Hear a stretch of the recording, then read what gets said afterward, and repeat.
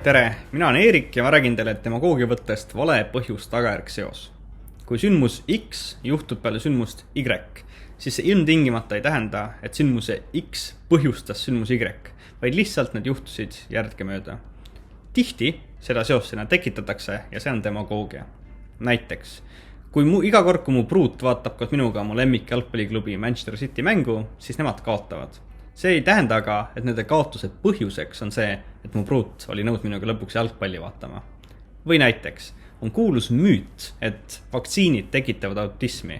See, et mõnedel inimestel diagnoositakse autism peale seda, kui ta on saanud lapsena vaktsiini, ei tähenda, et see põhjus seal taga on see, et tehti vaktsiin. Iga kord, kui tekitatakse põhjus-tagajärg seos, peab sinna juurde panema mehhanismi, mis tõestab, miks see seos on ka kausaalne ja miks juhtub peale X-i alati Y. Kui rääkija või kõneleja seda ei tee, on teisel poolel kohustus näidata, et seda mehhanismi ei ole ning tegemist on demagoogiaga.